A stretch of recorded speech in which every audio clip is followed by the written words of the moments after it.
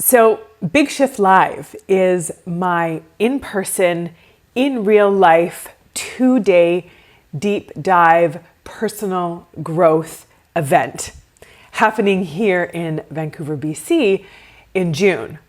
And for the people who have already registered, I put a poll out to them to ask them what specific topics they wanted to do a deeper dive on. And one of the things that they said is that they'd really like to learn how to become more truly confident. Just have that stable, secure, steady base that comes from within and influences how they are showing up every day, how they are interacting with others, how they are thinking and feeling about themselves, because they knew that there was some work to do there because they weren't feeling as safe and secure within themselves as they wanted to. And so I wanted to talk to you about building confidence by specifically looking at the language that you are probably using if you struggle with your confidence that is actually having an even more negative impact on your self-confidence without you maybe even realizing it. And yes, there is a lot more to building our confidence than just changing what we say and how we say things. But because our brains are always listening to the language that we are using about ourselves and outwards about ourselves to others, so about ourselves on the inside and about ourselves on the outside and how we are showing up, our brain is paying attention and really deciding what to think and how to feel based on these words and these actions that we are taking on a regular basis. The words that we use do play a big part in how we feel about ourselves overall. And so I wanted to share with you 7 specific things that confident people do not say. And if it ever does come out of their mouth or go through their mind, they are quickly able to recalibrate and realize that the things that they are saying are just not true, or at the very least, just not helpful. I'm going to share those with you, and then I want to invite you to be aware of when you are saying these things and work on consciously making the decision to not saying them. I would also suggest writing down each one so you can pull out a piece of paper and look back and be like, am I saying this regularly? Did I catch myself saying this? Is this one of those things on the list? And then intentionally stopping yourself from going there, removing these words and these phrases from your vocabulary altogether, and then notice how you feel. If you're ready, we're going to get into them in just a minute. But first, if you're new here, welcome to our incredible little corner on the internet. Take a second, introduce yourself in the comment section below. If you're back again, always good to have you. Special shout out to my shifters who are here. Make yourself known in the comments, say hello. If you haven't already subscribed to the channel, button's about right down there. If you like the video, if you could like it, that would be amazing. Either way, my name is Kristina, and I am a registered clinical therapist, a researcher, a coach, a speaker, and an author, and the creator of my membership community, the Shift Society, where we are taking what we talk about here to a deeper, more personal level, and you're being guided and supported in giving steps and processes to think better, feel better, live better, and have better every single day. Get more information about that in the description below. And in general, I help heart-centered humans break through the crap that is holding them back so that they can like themselves and their lives more every day. And interestingly enough, a lot of these things, these habitual things that we say, are holding us back and bringing us down. So let's get right into them. The first thing that confident people do not say is, I can't. They just don't say it. They don't say, I can't do this. I can't make this happen. I can't be like this. I can't have this. They just don't say it.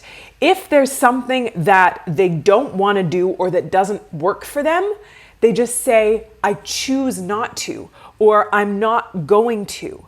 Or if there's something out there, a goal that they want to achieve, but it seems difficult or challenging, they don't say, I could never do that or I can't do that. They would say, I'm going to see if I can figure this out.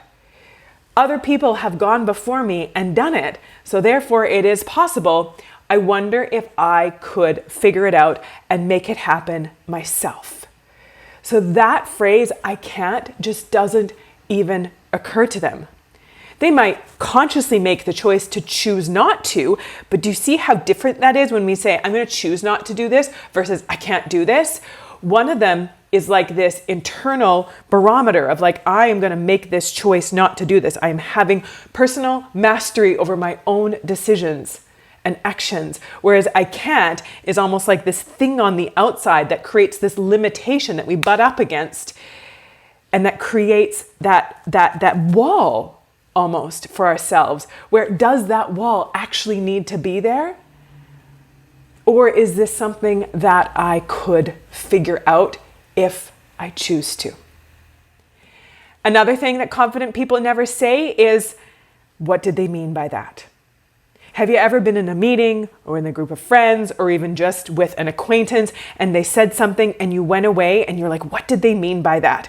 And maybe it wasn't probably something positive. Like, what did they mean by that? Did they mean that they think I'm wonderful and they think I'm so interesting and so much fun? Usually that's not where the majority of our brains go. Unless you feel really fantastic about yourself, you're probably going to assume that. But if you're struggling with your sense of self, if you're not feeling very confident, then your brain is going to take these maybe ambiguous statements and read into them and think something negative. Maybe you're going to think, well, what did they mean by that? They must mean that they think that I'm dumb, or they think that I'm not good enough, or they think that I'm ridiculous, or they think that I'm incompetent or incapable, or that there's something wrong with me. Your brain is going to go into kind of picking all of these optional descriptions or interpretations of what was said. But when you're confident, you don't sit around kind of trying to analyze and deduce meaning from ambiguous statements that someone else has said, or maybe a look that they gave. You are going to trust that in general, you are doing fine. And other people aren't thinking negative things about you. And if they are thinking negative things about you, you trust that they are going to address that with you. And if there's a problem, they're going to bring it to you and it's going to be able to be solved. Or you just ask. If you sense that something is off, instead of wondering, what did they mean by that? What are they thinking? What's going on? Instead of driving yourself crazy trying to figure out something that you actually don't know and are just making up all these scenarios to make you feel terrible, you just ask, hey, something seemed a little bit off, or I kind of get the sense that, something that I said hit you the wrong way. I can't tell for sure. Is everything okay? This actually happened to me a few months ago with a friend who I had plans with, and then she ended up having to cancel those plans. And she had a good reason, and it was totally understandable, but I was still a bit disappointed. And I think some of that disappointment came through in my voice when we were talking, because she just asked me flat out, hey, are we okay? And I was able to just say clearly, yeah, we are okay. I am a bit disappointed that you guys aren't coming, but I understand, and you and I are totally fine. Instead of hanging up the phone and then her going away being like, I wonder if Julia's mad at me. I wonder if she's upset. And then maybe, she kind of holds back a little bit because she thinks that I'm mad at her. Or, there's becomes this little tension in the relationship because something isn't addressed and she's worrying and wondering and thinking things. Instead of doing that, she just asked. And so when you develop that confidence, you don't sit around thinking what somebody meant by something. You either assume that it was positive when it's ambiguous, or if you're not sure, just simply asking for clarification. The next thing, on a similar vein, that confident people do not say is, what are they thinking about me? Again, that idea that people are judging and picking apart and looking down on and finding flaws, that so many of us do, that we just have this negative sense of self. We have this very vulnerable sense of self. And so we assume that when someone is thinking something about us, it is something negative.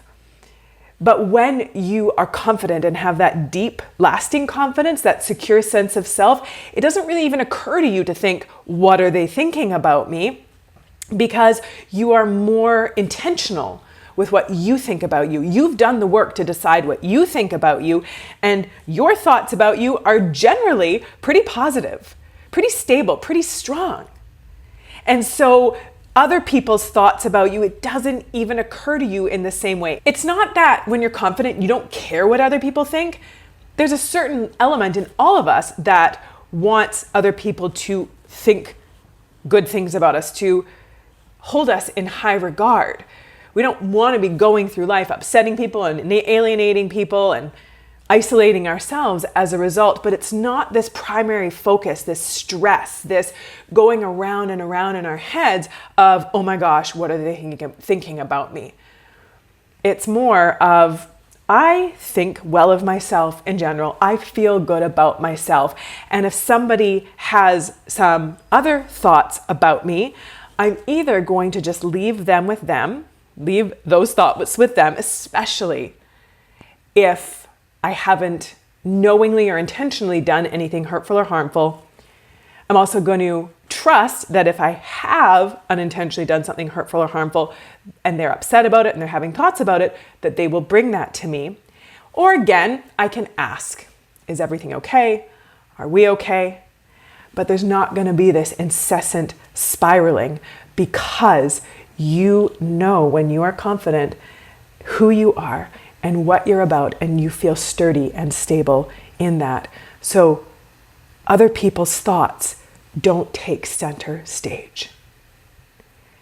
The next thing that confident people do not say is, that person being good at something is a threat to me. That person having a specific skill or talent or ability or success somehow means that I can't. Then them having something separate from me takes away from me. But the truth is, there is always enough to go around, and every human has gifts and talents and abilities and skills to offer the world, to contribute to the world. And someone else having something doesn't make it so that we can't. Someone else having success doesn't mean that we can't. And so when you have that true deep sense of confidence, you know that other people having something or being good at something cannot take away from your ability to maybe have something or be good at something. Maybe it's not going to be the same thing. Maybe someone has a really strong propensity for calculus, and you're looking at them and you're like, oh, I wish that I was good at calculus, and them being good at calculus means that I can't be good at calculus. But do you actually really want to be good at calculus? And if you do, is them being good at calculus, does that mean that you can't be good at calculus? It just doesn't. If someone is getting promoted at their job, does that mean that you can't get promoted? They might be at a certain level of development, of learning, of expertise that you're not at yet, but that doesn't mean that you are less than as a person. It just means that you have more things to learn, you have more areas to grow, you have more experience to get.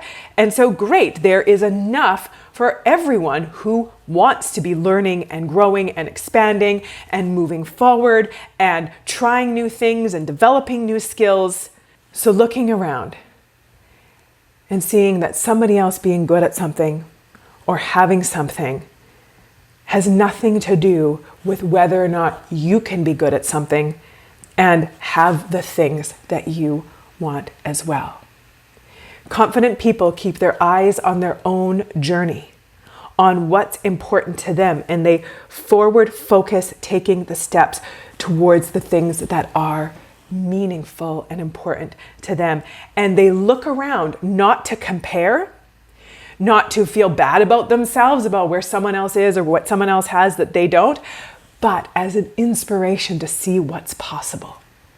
And it's so cool when we look at others who have gone before us or who have achieved or accomplished or gotten to places that we desire as well to say, not, oh, they have it and that's a threat to me, or they're better than me and I can't have that, to see it and be like, wow, they did it, which means it's possible. And they're a human who did this thing, which means that it's possible for me, who is a human, to do this thing. The other thing that confident people don't say is that those people's opinion is more important than my own.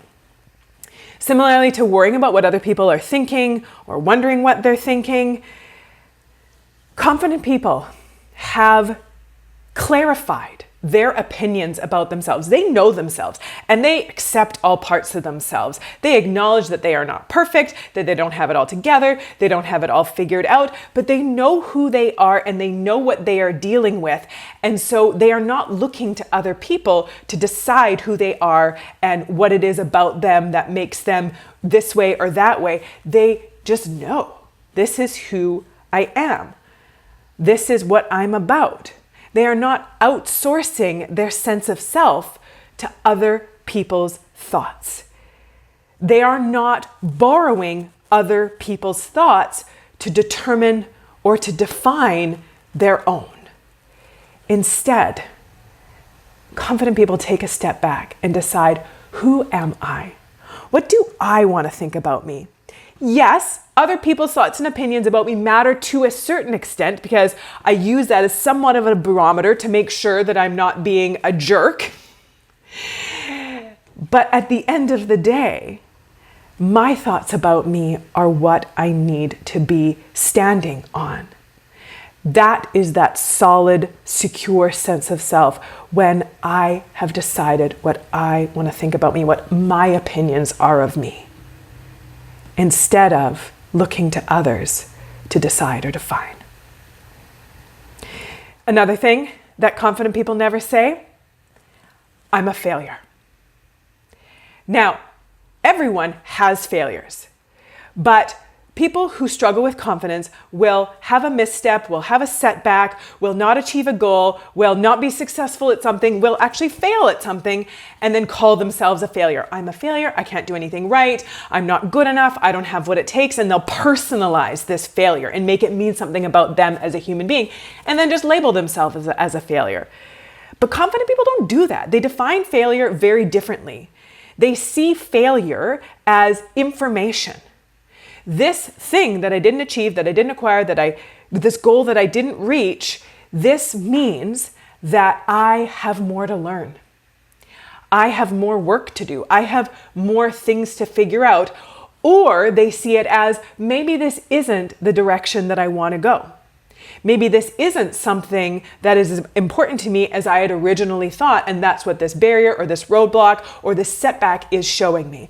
But they are having those conversations with themselves and they are being honest with themselves, but they are not labeling themselves based on a particular result at a particular time. Because when you think about it, what is a failure? What does it mean to be a failure? What are the defining criteria for being a failure as a human being? Because the truth is, we have all had failures. We have all had successes. We have all had things that have worked out, and we have all had big disappointments. And so really deciding, what do I want failure to mean? Do I want to turn against myself when I'm having a setback? Or do I want to lean into it and learn? The next thing that confident people do not say, and maybe you haven't said this one specifically in these words, but you've maybe had this sense inside of you, but confident people do not say, I'm not good enough. When we think about it, what does that even mean? Similar to the failure thing, what does it mean to say, I'm not good enough? I'm not a good enough human? Based on what? What are the criteria for not good enough, and what does it take to be good enough? We often get so solid and set in these labels that we put on ourselves, these ideas that we have about ourselves, but we haven't even asked ourselves, what is the defining criteria for being this, and what is the defining criteria for not being this? So I want to invite you right now to take a second and ask yourself, well, what would it take for me to be good enough? If I'm quite sure that I'm not good enough, what is the list of check-off items that I have to be checking off the list that would allow me to finally be good enough? And I'm going to guess that there is not such a list. And so you've put yourself into this hole of not good enough with no way out other than simply deciding that you are. There is nothing that you can prove to show everyone in the world or even yourself that you are good enough. Confident people do feel down, depleted, discouraged, and defeated, but they are able to process and understand those big feelings that are coming up for themselves without labeling and judging themselves. Not, I'm not good enough. I'm feeling discouraged. I'm feeling defeated. I'm feeling hurt. I'm feeling rejected. I'm feeling upset. And they're able to identify and process through those big emotions. If you want help processing big emotions, I have an amazing workshop for you. It's called The Human's Guide to Handling Big Feelings, and it's going to teach you how to process your emotions effectively, to be able to work through them so you're not getting stuck in them and then becoming totally debilitated by them or lashing out and acting out on them in ways that you regret, or using your big feelings to define you and to cast judgment, criticism, and shame onto you. So really learning how to process big feelings if you're someone who ever has big feelings. I am one of those people. So make sure that you get that workshop. It is in the description below, and let me know which one of these do you notice yourself saying, and what's your plan for turning it around? It is always good to have you here. Please take good care of yourselves. Take good care of those around you. Bye for now.